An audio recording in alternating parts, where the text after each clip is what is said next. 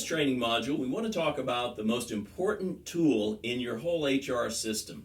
And this tool may or may not surprise you when I share it with you, but it really is core to so much of everything you do in people management.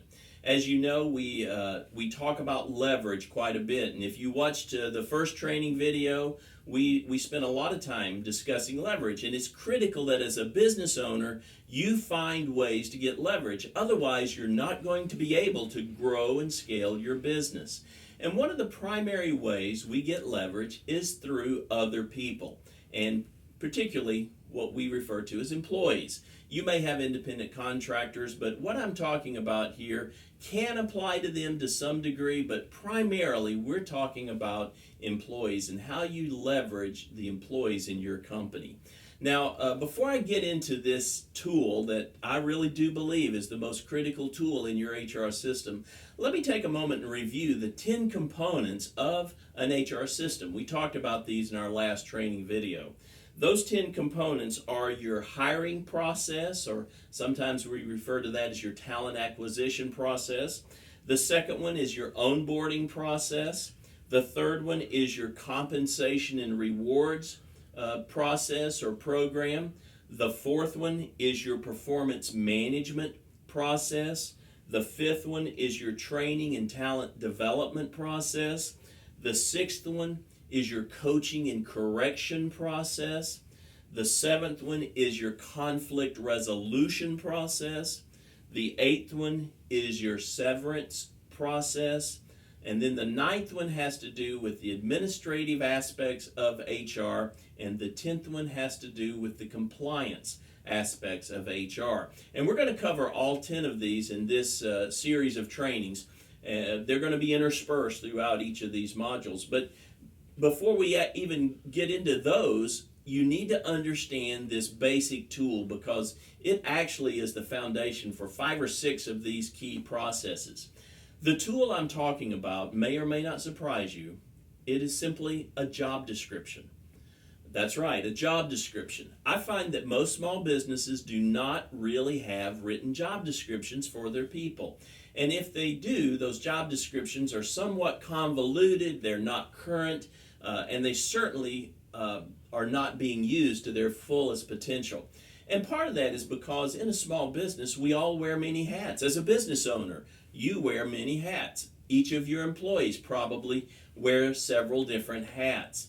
But it's critical that you have clearly defined roles and responsibilities for everyone in your company.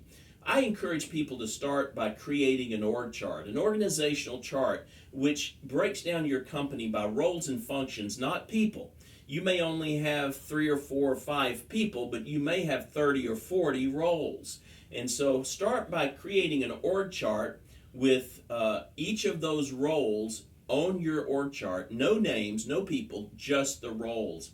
And then once you create that org chart, be sure you've identified what I consider to be the 5 most critical tasks for each role. And then once you do that, then you can sit down and start putting together job descriptions for the people you have, because people may have 2 or 3 different roles, and that's, again, pretty typical in a small business. So let's talk about the 5 key components in a job description. And you have a template in your workbook or in your workbook notes there in this training module. So I want you to use that, look at that. It's a tool, a template that you can use. But you'll see on there these 5 components. The first one is a job title. Everybody should have a title.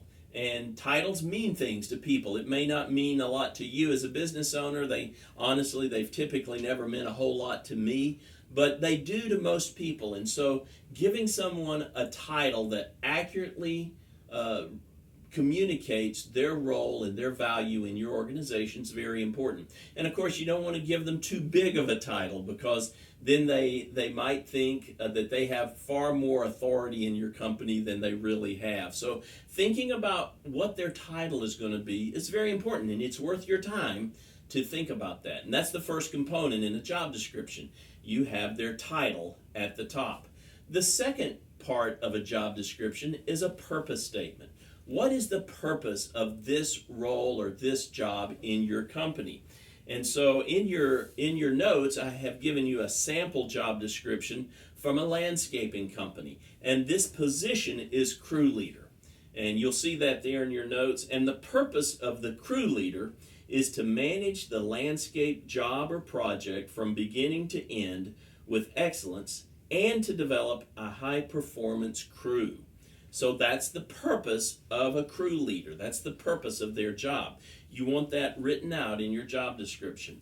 The third part of a job description is qualifications. These are the things you're going to look for whenever you have to hire a crew leader, as in this example.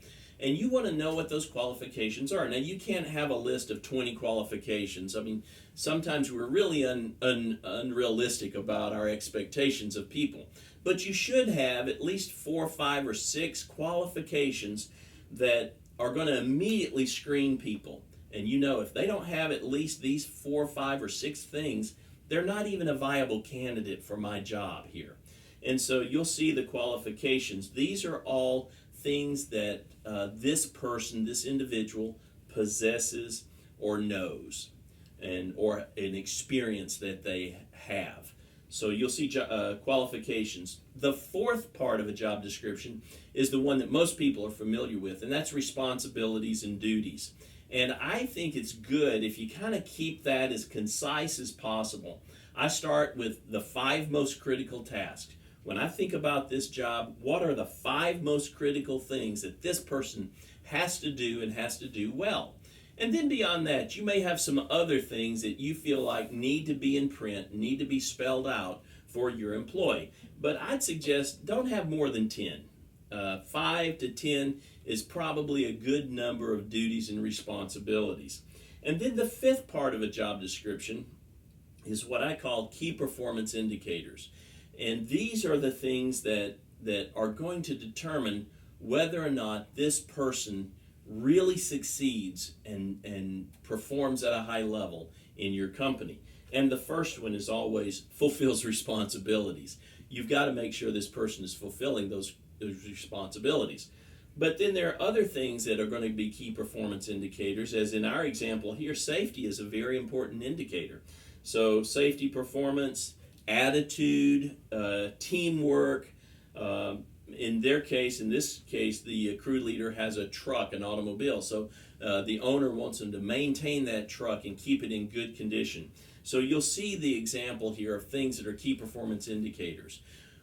The reason this job description is so critical, number one, is communication. So you and your employer are on the same page at all times about what their expectations, what your expectations of them are. A second reason this is important is because when you go to hire somebody for this role, you want to use this as a basis for your job posting. Many people just post their job descriptions. I don't recommend that you do that. I think a good job posting will have these responsibilities and qualifications in it, but it's written more like a marketing piece because you're marketing your company to a prospective employee. So make your job posting more like a marketing piece, but do include the qualifications and some of the duties and responsibilities. So it's critical for your hiring process. You'll use it in your interviewing. You'll actually, I would recommend you give them a copy of this if they get to the point where they have a face-to-face interview with you. You use it in your onboarding process. You review it with them there. You help them realize their compensation is based on this. And oftentimes employees will come back and say, I want more money. I want you to pay me more. Well, your responsibilities have to grow in order for us to justify paying you more. So your job description is foundational for your compensation system or program. It's also critical for performance management. You want to build or create a performance review form, if you will, based on this job description. And you have one in your notes there. It's a very simple one-page performance review form. I recommend that you use this as your tool for performance evaluation. It's also this job description is also the basis for your training, for coaching and correction. And so it's critical. It's a critical tool for you to use in your business. I want to encourage you to take the time to do what I suggested. Number one, create your org chart with all of your roles and responsibilities. And then for every individual in your company, you can actually do it by roles and responsibilities, or you can do your job description by individual. Oftentimes, if an individual carries more than one role, you have to do it by the individual. But in your org chart with your roles and responsibilities, identify the 5 critical tasks, and then create your job description that you're going to give to that employee and you're going to use as your communication tool for the future of a successful and dynamic relationship.